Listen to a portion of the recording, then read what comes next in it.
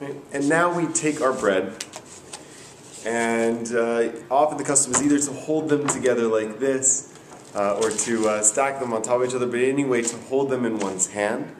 Right? Sometimes there's a custom during the course of the blessing to take one's knife and make a mark in the bread to indicate that it's going to be used. But that's really the intention here, is to show that the bread that we're holding is going to be the bread that we're eating. And then we make the blessing on it, which is Baruch Atah Adonai Eloheinu melech haolam hamotzi lechem min haaretz. Right? You are bountiful, Adonai our God, majesty of the universe, who brings forth bread from the earth. And then the custom is to take some salt, to dip the bread in the salt, and eat it. And then you can begin your meal. Now, why salt? Remember a moment ago I mentioned that our tables, after the destruction of the temple, the rabbi said, are substitutes for the altar. And every sacrifice in the ancient temple was brought with salt.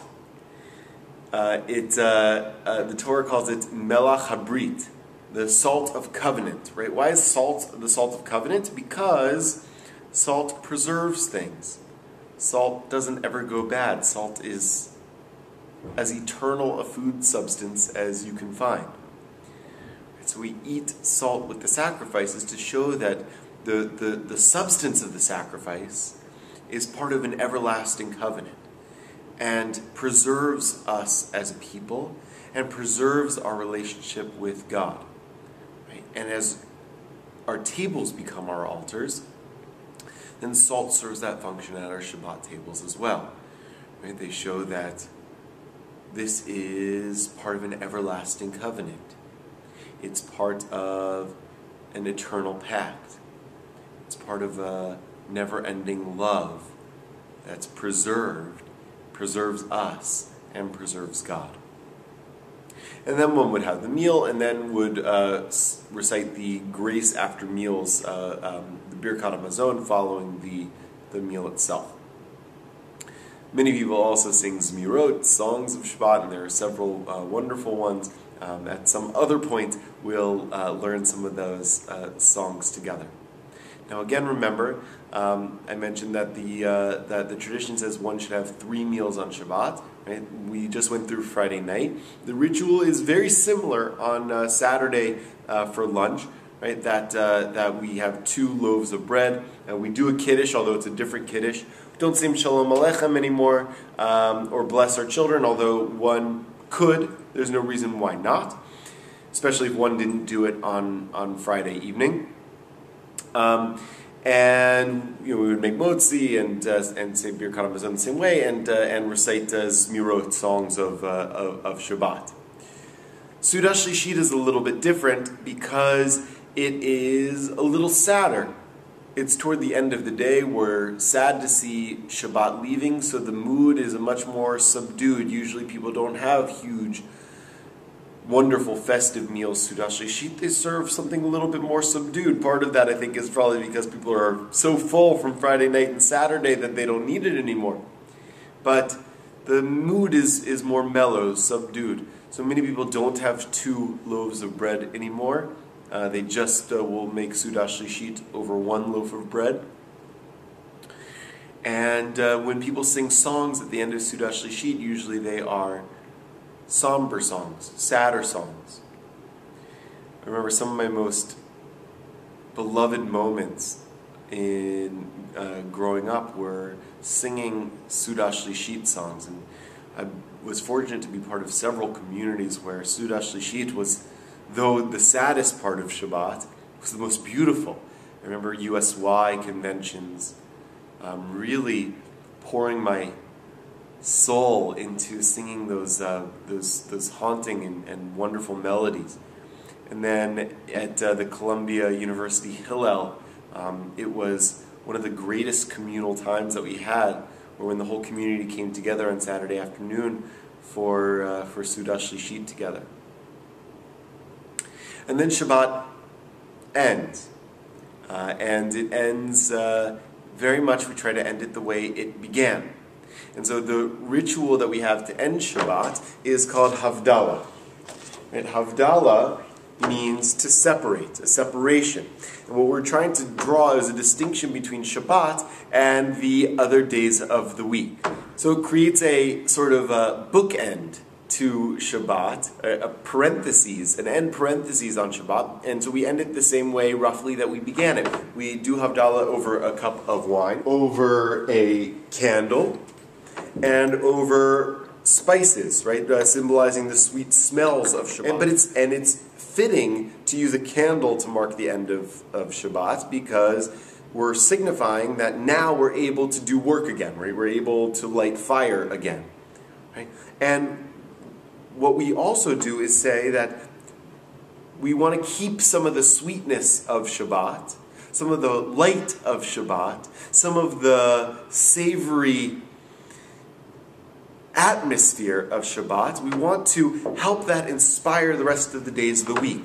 I remember how I mentioned that Shabbat, according to the rabbis, is me'ein olam haba, is a taste of the world to come. And the idea, like my teacher Rabbi Sharon Brau says, is that Shabbat is a day to sleep, yes, but it's also a day to dream. A day to dream about what the world might be like, what a perfected world might look like. And so Havdalah, I think, is an inspiration to take some of Shabbat with us to the other days of the week. And so I'm going to do the sitting down again, even though normally we would do it standing up, just because of the nature of the camera that I have. Oh, and by the way, I wanted to point out that the candle that we use here is a braided one. And there are two reasons for that. One is a little bit technical. One is, I think, because the blessing became Borei Me'orei Ha'esh, praising God who is the creator of the flames of the fire, or the lights of the fire, in the plural. So the rabbi said that we should have a braided candle to reflect the plural nature of that blessing. But what I love is the idea that we use multiple candles, most of us, on Friday evening to welcome in Shabbat. And we should use multiple wicks to conclude Shabbat as well. But if you notice, the candles that we have to begin Shabbat, usually for most of us, are separate. And the candle that we use to end Shabbat is woven together, is braided together, so as to suggest that on Shabbat we might begin as separate individuals. But over the course of the day, the goal is that it will bring us together. And in that way, I think it is true what Echad Ha'am said, that more than the Jews have kept the Sabbath has kept the Jews. Shabbat really does, I think, work marvels in bringing families and communities together. And I think that that's beautifully expressed in the Havdalah candle. Okay, and so the ritual goes like this. Again, normally you would stand up during it, but don't have that luxury. Also, normally you might do this with the lights off, so that, in fact, the first light you see during the week is the light of the Havdalah candle, and it's able to stand out more than the lights of your home. I'm not going to do that right here because I'm not sure if it will catch me on the camera, but I do want to suggest that that is a practice that you could do. Now, normally we begin Havdalah with a song about Elijah the prophet, the same song we would use to welcome in Elijah to our homes on Passover. Right? And I love this about Havdalah, that, and again, this goes with the idea that Shabbat is a foretaste of the world to come, right? That Elijah is linked in our tradition to the ultimate redemption, to the Messianic era. Elijah is supposed to be the person who announces redemption.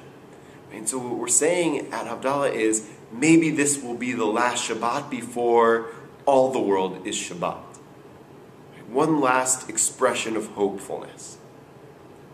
So we sing, Eliyahu Hanavi, Eliyahu Hatishbi, Eliyahu, Eliyahu, Eliyahu Agiladi, Bimera beyamenu, Yavo Eleinu, Im Mashiach ben David, Hi Mashiach ben David. Hine el Yeshuati eftach velo efchad, Ki oziv v'zimra Adonai v'yihi li Yeshua. Ushavtem mayim b'sason mimaynei ha-Yeshua. L'Adonai ha-Yeshua, alamcha b'chatecha sela.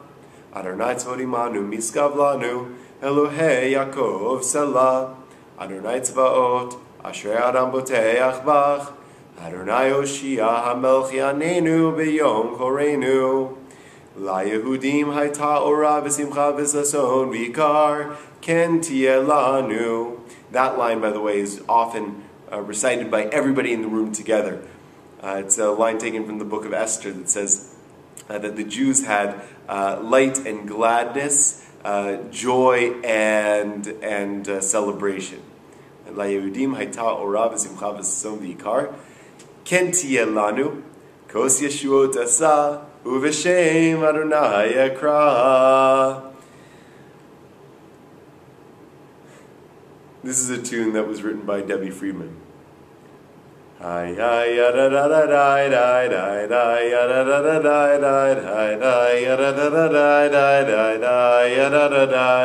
Baruch atah Adonai Eloheinu melech haolam borei peri hagafen borei peri hagafen yadai yadai yadai